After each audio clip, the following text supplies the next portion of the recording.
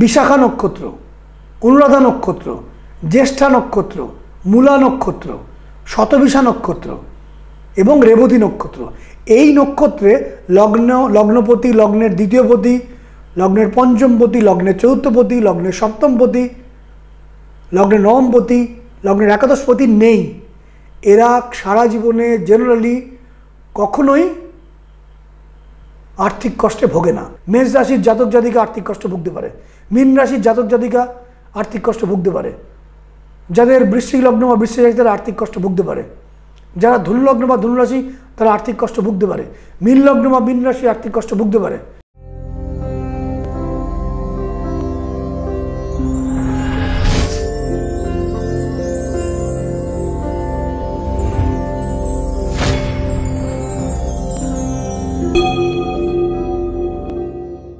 নমস্কার, আজকে যে বিষয়টা নিয়ে আলোচনা করব সেটি হচ্ছে কারা জীবনে আর্থিক কষ্ট পাবে আর কারা জীবনে কোনোদিন আর্থিক কষ্ট পাবে না, সেই সূত্রগুলো জানাবো।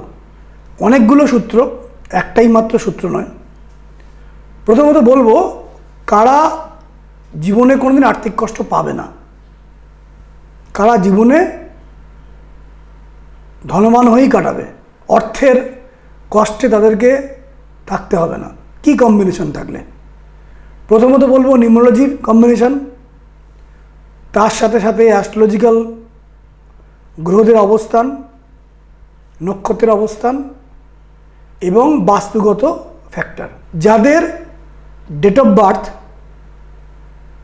মান্থ মানে যে ডেট, যে মাস এবং যে সাল সম্পূর্ণ অ্যাডিং করার পরে একটা সংখ্যা আসবে এবং কেউ কোনো একটা ডেটে জন্ম, ধরুন কারোর 21 তারিখে জন্ম, তাহলে সে 3-এর ডেটে জন্ম 3, কারোর 19 তারিখে জন্ম, 19 মানে 1 + 9 = 10, 10 মানে 1 তারিখের ডেটে জন্ম। যাদের জন্মের ডেট 1-এর ডেটে জন্ম এবং অ্যাডিং করে 2 আসে বা 3 আসে বা 5 আসে বা 9 আসে, এরা সাধারণত ধনশালী হয়। জন্মের ডেট হচ্ছে 1 এবং অ্যাডিং করে 2 আসছে, 3 আসছে, 5 আসছে অথবা 9 আসছে, এরা সাধারণত ধনশালী হয়। বা 2-এর ডেটে জন্ম অর্থাৎ 20, 11, 29, 2 এই ডেটে জন্ম এবং অ্যাডিং করার পরে 1 আসছে বা 3 আসছে বা 9 আসছে, এরা জেনারেলি ধনশালী হয়। কিন্তু শুধুমাত্র এই একটাই ফর্মুলা নয়। যাদের জন্মের ডেট 3 তারিখে মানে 3, 12, 21 এবং 30, অ্যাডিং করার পরে 1 আসছে, 2 আসছে, 8 আসছে বা 9 আসছে, এরা সাধারণত ধনশালী হয়। যারা 5 তারিখে ডেটে জন্ম, 5 তারিখ মানে 5, 14, 23 এই ডেটে জন্ম, অ্যাডিং করার পরে 1 আসছে, 6 আসছে বা 8 আসছে, এরা সাধারণত ধনশালী হয়। যাদের জন্মের ডেট 6 তারিখে 6, 15 এবং 24, অ্যাডিং করার পরে 3 আসছে, 5 আসছে, 8 আসছে বা 7 আসছে, এরা সাধারণত ধনশালী হয়। যারা 7 তারিখে ডেটে জন্ম মানে 25, 16, 7 ইত্যাদি এই ডেটগুলো জন্ম এবং অ্যাডিং করার পরে 1 আসছে, 2 আসছে, 3 আসছে, 6 আসছে বা 9 আসছে, এরা সাধারণত ধনশালী হয়। যারা 8 তারিখে ডেটে জন্ম 8, 17 বা 26, অ্যাডিং করার পরে 3 আসছে, 5 আসে এবং 6 আসে, এর মধ্যে যে কোনো একটা আসে এবং জন্মের ডেট হচ্ছে 8, 17 বা 26, এরা সাধারণত ধনশালী হয়। যারা 9-এর ডেটে জন্ম 9, 18, 27 এই ডেটে জন্ম, অ্যাডিং করার পরে 1 আসছে, 2 আসছে, 3 আসছে বা 7 আসছে, এরা সাধারণত ধনশালী হয়। কিন্তু এটাই একমাত্র সূত্র নয়। আমি দেখেছি যাদের লগ্নের দ্বিতীয়ভাবে শুভগ্রহরা থাকে, শুভগ্রহ মানে শুক্লপক্ষের চন্দ্র শুভ নক্ষত্রে, লগ্নের দ্বিতীয় স্থানে, লগ্নের দ্বিতীয় স্থানে শুক্র শুভ নক্ষত্রে, লগ্নের দ্বিতীয় স্থানে বৃহস্পতি শুভ নক্ষত্রে, এরা ধনশালী হয়। সঙ্গে যদি একাদশ স্থানে কোনো পাপগ্রহ থাকে শুভ নক্ষত্রে, পাপগ্রহ মানে রবি, পাপগ্রহ মানে কেতু, পাপগ্রহ মানে রাহু, পাপগ্রহ মানে শনি যদি হয় একাদশ স্থানে, এরা সাধারণত ধনশালী হয়। এবং যে দশা চলছে সেই দশা যদি শুভ নক্ষত্র থাকে, অধিপতি শুভ নক্ষত্র মানে যে নক্ষত্রে বসে আছে সেই নক্ষত্রগুলো 6, 8, 12কে কানেক্ট করছে না, ষষ্ঠ ঘর, অষ্টম ঘর বা দ্বাদশ ঘরকে কানেক্ট করছে না। এবং কিছু কিছু নক্ষত্র, যে নক্ষত্রগুলো লগ্নের দ্বিতীয়পতি, লগ্নপতি, লগ্নের একাদশপতি, লগ্নের নবমপতি, লগ্নের পঞ্চমপতি, এই নক্ষত্রগুলোতে নেই। কোন নক্ষত্র? যে 12টি নক্ষত্রের কথা আমি বলেছিলাম আগেও, যে ক্ষতিকারক নক্ষত্র, যেমন অশ্বিনী নক্ষত্র, কৃত্তিকা নক্ষত্র, মৃগশিরা নক্ষত্র, অশ্লেষা নক্ষত্র, এই নক্ষত্রগুলো শুভ নক্ষত্র নয়। মঘা নক্ষত্র, স্বাতী নক্ষত্র, বিশাখা নক্ষত্র, অনুরাধা নক্ষত্র, জ্যেষ্ঠা নক্ষত্র, মূলা নক্ষত্র, শতবিশা নক্ষত্র এবং রেবতী নক্ষত্র, এই নক্ষত্রে লগ্নপতি, লগ্নের দ্বিতীয়পতি, লগ্নের পঞ্চমপতি, লগ্নের চতুর্থপতি, লগ্নের সপ্তমপতি, লগ্নের নবমপতি, লগ্নের একাদশপতি নেই। এরা সারা জীবনে জেনারেলি কখনোই আর্থিক কষ্টে ভোগে না। এবং বাস্তুগতভাবে উত্তর পূর্বে, দক্ষিণ পশ্চিমে, উত্তর পশ্চিমে এবং দক্ষিণ পূর্বে কোনোভাবেই টয়লেট বা সেপটিক ট্যাঙ্ক থাকবে না বা সিঁড়ি থাকবে না। এবং এন্ট্রেন্স কোনো কারণেই দক্ষিণ পশ্চিমে, উত্তর পশ্চিমে, দক্ষিণ পূর্বে বা উত্তর পূর্বে হবে না। এই কটা সূত্র যদি মেলে দেখা গেছে তারা জেনারেলি ধনশালী হয়, এদের আর্থিক কষ্ট হয় না। এবার কাদের আর্থিক কষ্ট হয়? বাস্তুগত দিক থেকে বলি, যাদের মেষ লগ্ন, যদি পূর্ব দিকে টয়লেট বা সেপটিক ট্যাঙ্ক থাকে বা সিঁড়ি থাকে, এরা আর্থিক কষ্টে ভোগার চান্স থাকে। যাদের বৃষ লগ্ন, পশ্চিম দিকে টয়লেট আছে বা সিঁড়ি আছে বা সেপটিক ট্যাঙ্ক আছে, এরা আর্থিক কষ্টে জেনারেলি ভোগে। যাদের মিথুন লগ্ন, যদি উত্তর দিকে টয়লেট থাকে বা সেপটিক ট্যাঙ্ক থাকে বা সিঁড়ি থাকে, তারা জেনারেলি আর্থিক কষ্টে ভোগে। যাদের কর্কট লগ্ন, তাদের যদি দক্ষিণ দিকে বা উত্তর পূর্ব দিকে সিঁড়ি থাকে বা টয়লেট থাকে বা সেপটিক ট্যাঙ্ক থাকে, তারা আর্থিক কষ্টে ভোগে। যদি আপনার সিংহ লগ্ন হয়, বাড়ির পূর্ব দিকে বা দক্ষিণ দিকে যদি টয়লেট থাকে বা সিঁড়ি থাকে বা সেপটিক ট্যাঙ্ক থাকে, তাহলে আর্থিক কষ্টে আপনি ভুগতে পারেন। যাদের কন্যা লগ্ন, যদি উত্তর দিকে এবং দক্ষিণ পূর্ব দিকে টয়লেট থাকে, সিঁড়ি থাকে বা সেপটিক ট্যাঙ্ক থাকে, তারা আর্থিক কষ্টে ভুগবে। যাদের তুলা লগ্ন, তাদের যদি পশ্চিম দিকে এবং দক্ষিণ পূর্ব দিকে টয়লেট থাকে বা সিঁড়ি থাকে বা সেপটিক ট্যাঙ্ক থাকে, তারা আর্থিক কষ্টে ভুগবে। যাদের বৃশ্চিক লগ্ন, তারা যদি পূর্ব দিকে বা দক্ষিণ দিকে বা উত্তর পূর্ব দিকে সিঁড়ি, টয়লেট বা সেপটিক ট্যাঙ্ক থাকে, তারা কিন্তু আর্থিক কষ্টে ভুগবে।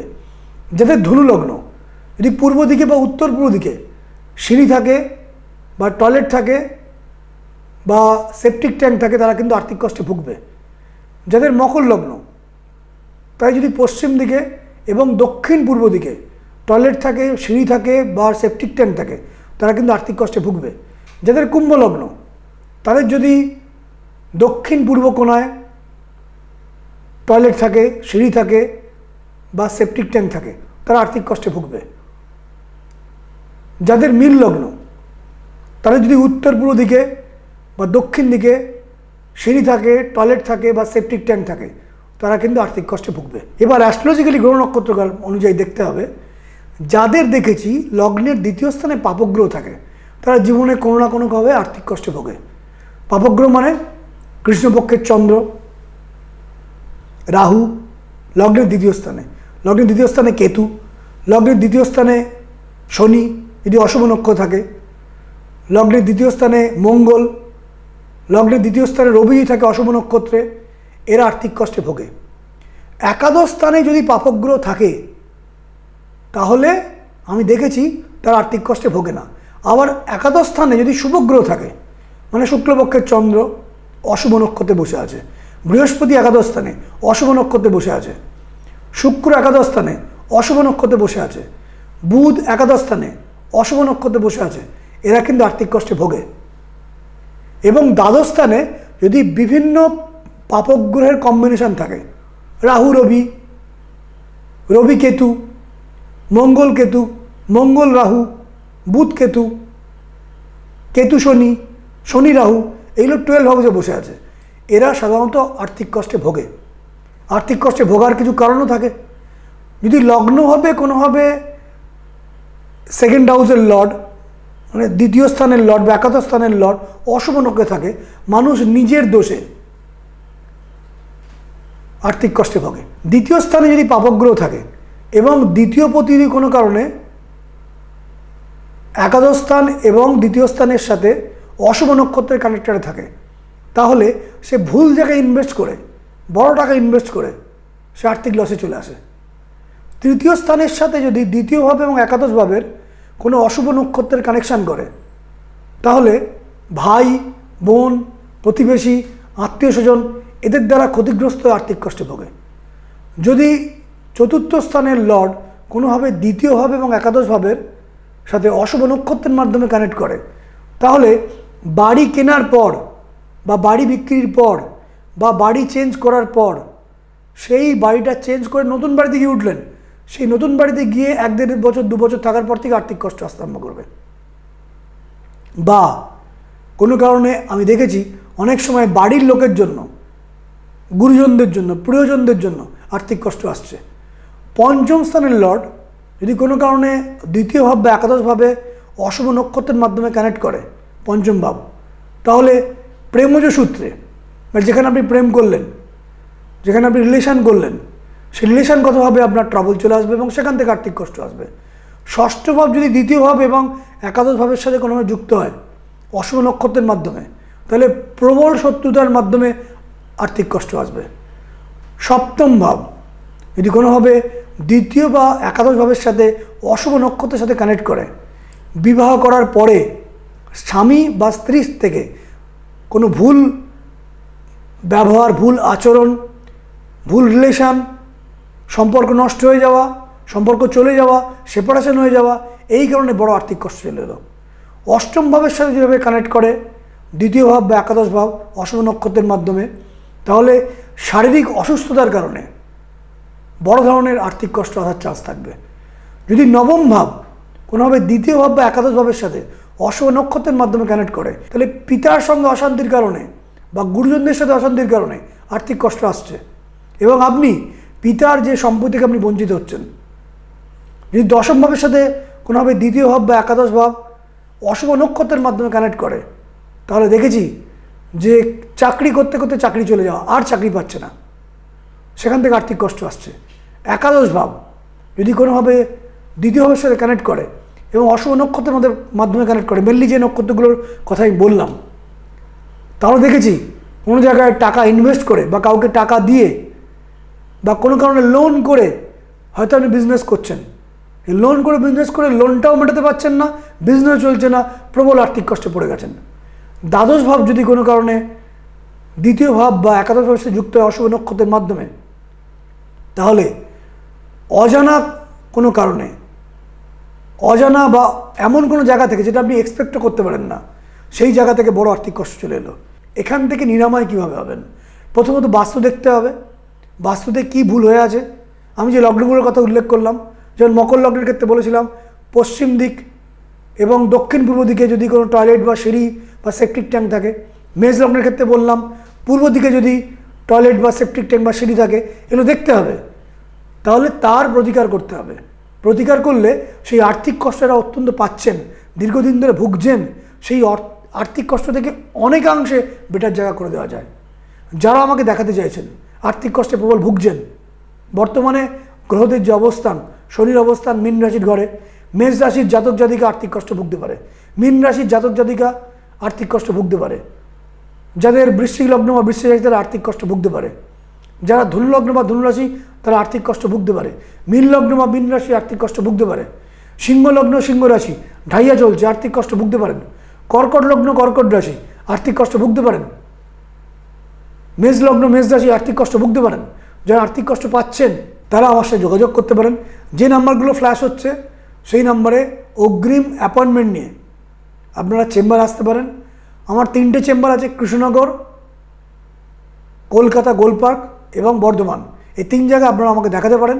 যাদের প্রবল আর্থিক কষ্ট চলছে তারা এই আর্থিক সমস্যা থেকে আপনারা যাতে বেরিয়ে আসতে পারেন তার বন্দোবস্ত আমি করতে পারবো। এছাড়াও যারা হালকা হালকা আর্থিক কষ্ট পাচ্ছেন, বুঝতে পারছেন যে পরবর্তীকালে কোনো কঠিন জায়গায় পড়তে চলেছেন, চাকরিটা চলে যাবে না, তো ব্যবসা আগের থেকে একটু পড়েছে, আগের মতন ব্যবসা নেই, একটু ডাউন হয়েছে, সেই জায়গাটাকে ঠিক করা, বা চাকরি ক্ষেত্রে কোনো গোলযোগ আসবে না তো, বা আপনি কোনো সেলফ প্রফেশনে আছেন, পেশাতে আছেন, আজ থেকে 3 বছর আগে যেরকম আর্থিক স্বচ্ছতা ছিল এখন 10-20% ডিটোরেট করেছে। আপনি বুঝতে পারছেন যে আর্থিক দিক থেকে আপনি বিপদগ্রস্ত হতে পারেন। আগে থেকে প্রতিকার করে নিয়ে বাস্তুগতভাবে সাপোর্ট নিয়ে আপনার এই সমস্যা দূরীকরণ করা যায়। যারা আমার কাছে আসতে পারছেন না দূরে থাকার কারণে, হয়তো দিল্লি থাকেন বা মুম্বাই থাকেন বা হায়দ্রাবাদ থাকেন, ব্যাঙ্গালোর থাকেন, পাঞ্জাবে থাকেন, ইউপিতে থাকেন বা শিলিগুড়ি থাকেন বা ওয়েস্ট বেঙ্গলের মধ্যেই আছেন, কোনো কারণে আপনার সঙ্গে আমার চেম্বারে আপনার যোগাযোগ করা সম্ভব হচ্ছে না, টাইম করে উঠতে পারছেন না, যে নাম্বারগুলো ফ্ল্যাশ হচ্ছে, আমি অনলাইন ওভার ফোনেও কিন্তু পরিষেবা দিই। আমি যাদেরকে অনলাইনে কথা বলি, প্রতিদিন কথা বলি, আমি 30 মিনিট করে আমি প্রত্যেকজনের সাথে কথা বলি ম্যাক্সিমাম অনলাইনে, আর চেম্বারে কথা বলি ম্যাক্সিমাম 20 মিনিট। যারা আমাকে দেখাতে চাইছেন এই নাম্বারগুলো ফ্ল্যাশ হচ্ছে, সেই নাম্বারগুলোতে প্রায় অ্যাপয়েন্টমেন্ট নিয়ে আমাকে দেখাতে পারেন। নমস্কার।